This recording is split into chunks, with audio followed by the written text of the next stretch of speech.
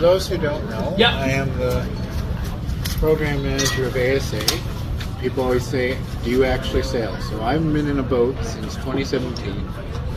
And Luik, who if you've sailed the last number of years would have gotten to know, is our lead sailing staff. So I said I would go for a sail with Luik. And I just thought I'd do a little video because for new sailors they ask, how do I get into a boat? And if I can't walk to get into a boat? So what happens is we have staff that'll help you. So these are staff members here.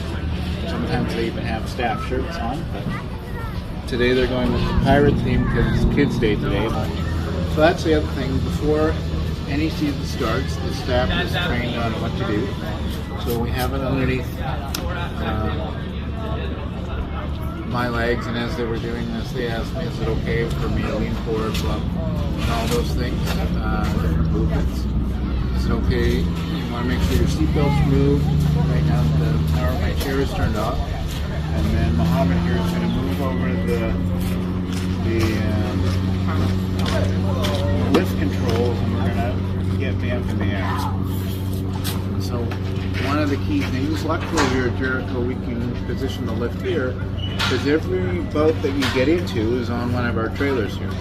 We do the loading on the land, and then you get literally launched slowly and safely into the water.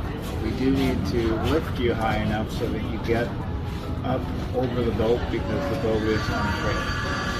Go ahead. I bet you're Mercy.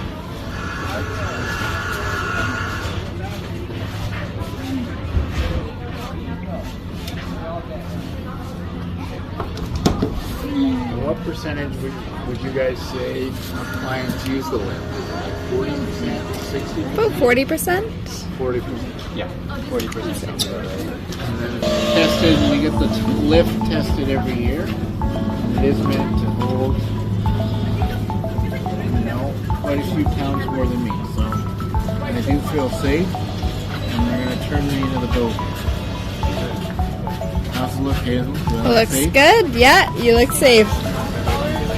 That'd be great.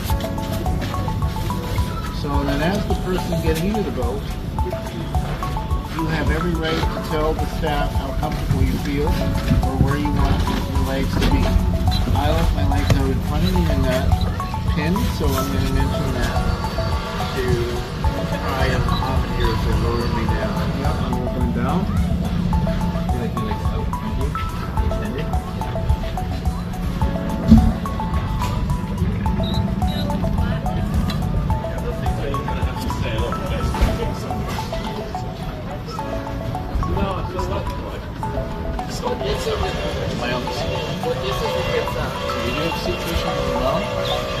Back cushions, and then there's, you probably saw in the video, there is a seat that will give you more seating support, and then you're right down in the boat. Is this position feel okay? Yeah. So a lot of the time we leave the sling on, right, because it makes getting out easier. Okay, get your life. So Hazel, if you come a little forward, Sure. kind of describe what's in the boat here. You can. Yeah, so in the boat, in the middle here, we have the steer stick. Can people see? Do you like your angle? People can see the steer stick. So if clients would like, we can have them help out with steering or do it by themselves. We have steer sticks or tiller extensions that we can add to that. We also have the keel here in the middle that'll go between your legs. So this can sometimes make a bit of noise when it goes up or down, but it actually helps keep the boat upright. So the boat will never flip over while you're sailing because it has a big weight on the bottom. Then of course we have Eric sitting in the seat right now that's got the cushions he talked about. And then you've got a bunch of ropes that help out with controlling the sails and just how the boat moves. Okay, and then there's lots of questions about, we also have other adaptive equipment. So for me, I'm the definition of a recreational sailor. I don't know how to sail. I don't know what I'm doing. I literally just want to hope it doesn't rain on me and enjoy the scenery, which it is quite a bit of nice scenery. But if somebody was more competitive, what other pieces of equipment could we bring that someone can operate the boat by themselves? So we have a wide range of options here, depending on our client's disability and comfort level. So we can start with our most simple setup. So Eric, right in front of him, has a tiller that's connected to the rudder in the back of the boat. Now if he holds it, moves it left and right, the rudder in the back steers port and starboard. If our clients have decent to good upper body strength, they can also pull on the lines to control the sails just manually. Our next step up from that would be the windlass here, which we hook up onto the top of the keel here, and we attach the sheets onto these little drums on the side. Now this plugs into the battery that powers the keel, and by pressing up and down on the windlass, we can sheet in and out. The lines will always be in sync and the sails will come in and out at the same rates. For clients who have less upper body strength and want to use more of our automated systems, we have the joystick here. So this combination with the windlass connects into the battery, and now this also will connect to the rudder in the back. So steering left and right, we'll steer the rudder left and right, and going up we'll sheet out, and down we'll sheet in. Building on this. So when you say sheet, what does that mean? Oh yeah, sheet means pulling the sails in or letting the sails out. Sheeting in, pulling the sails in. Sheeting out is pulling the sails or letting the sails out. Cool. Can you just show, you talk about connecting, can you show where they connect? Yeah. Yeah, Hazel, if you want to follow me here.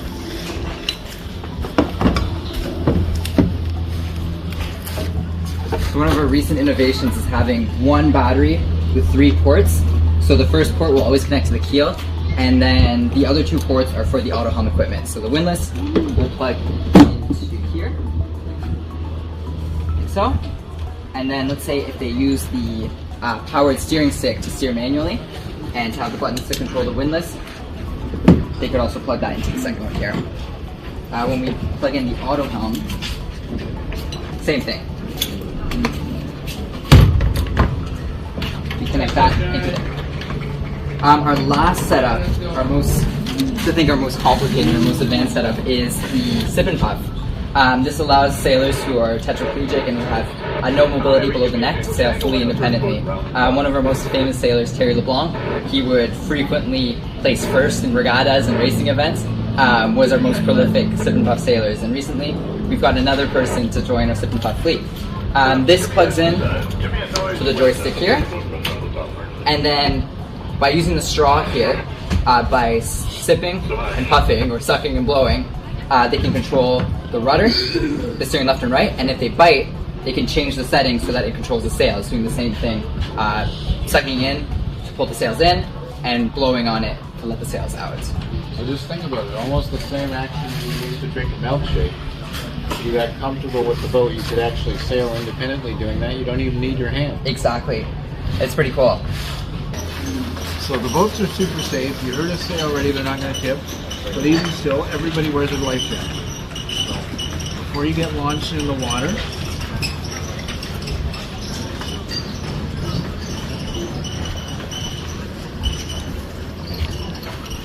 it's always a safety first. Signal, this is Mark set. Your first boat, so just now rounding across. All of our life jackets get washed and tested every year, and you stick them in the water to make sure they float.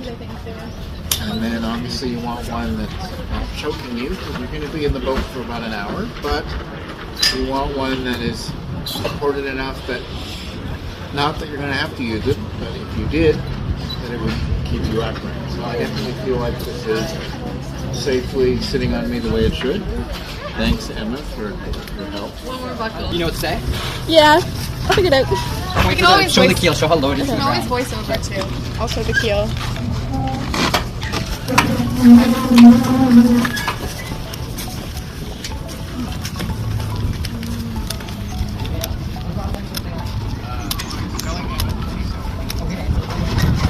So right now we're just getting ready to launch the boat. So we're walking our client, Eric, down to the winch, which we're going to tie the boat to using a rope.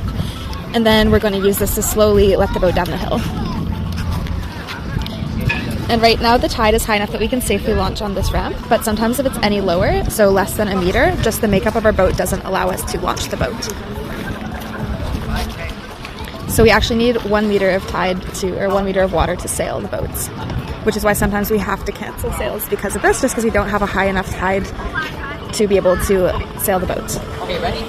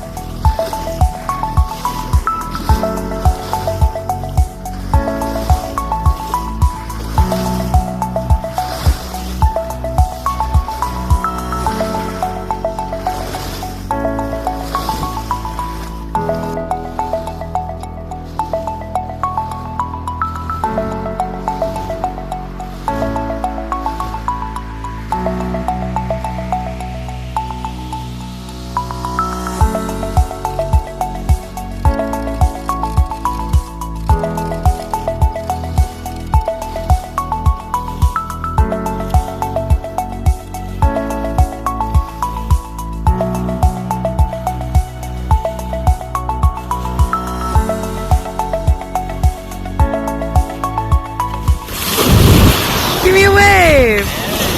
So there's a lovely sail out there, ideal conditions, and yeah. Great success. Luis said I'll have to do it more often. Again. So Luis, just we're doing this, we're coming back on land, so people know. And I don't know if the camera caught it, but in case anybody is wondering, what was that sound that people would have been hearing, that kind of when you were pressing the button? Kind of describe about the keel. Yeah, so that's the sound of the keel engine working. It can be quite loud, so we tend to give our clients who aren't used to it a sound warning. But it's perfectly normal. It can be a bit unsettling to some people at first, but as soon as they know it's the keel working, then they're usually okay with it. Just the keel doing its job. And the keel's important because that's what helps keep us buoyant. Exactly. Help keeps the boat from flipping over, weighs 350 pounds, the weight at the bottom itself. And of course has to be retracted because as we land, we're getting close to the beach. And if we had it sticking out all the way, we'd run aground. So another question is, this relates to the keel. People always say, we can't say, okay, the tide is too low. What does that mean? Yeah, so even at its highest position, which is where the keel is at right now, if you look under the boat, you'd see that the keel still juts out quite a bit. And so the minimum amount of water that we need for the keel to not run aground the second we put the boat in water is 1 meter. So when the tide is below 1 meter, you can't put the boat into the water because the keel would just instantly get stuck and you're not able to sail at all with it. So that's why we have to be mindful of tide. Exactly. And then we have the right amount of wind today, but what's an example of where it's too windy to sail? Yeah, so today was good. It was pretty steady, about, say, 7 knots of wind. So 7 knots, so about 15 kilometers an hour of wind. We'd stop at about 15 knots, which is getting close to 30 kilometers per hour of wind. What tends to happen then is that the boat's on its side a lot, puts a lot of strain on the entire system. Winds about at that speed and above is where we tend to have equipment malfunctions, things tend to break. Other sailing schools won't send out their boats because it can be similarly unsafe for their clients and uncomfortable for them as well.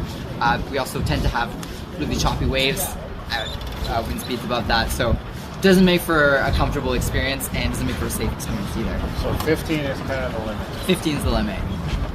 Well, thanks very much to the sail for getting me back safe. And I always tell people, even if you're not an experienced sailor, Jericho is a beautiful place, and as you've seen today, we have lots of people to help you have a sailing experience.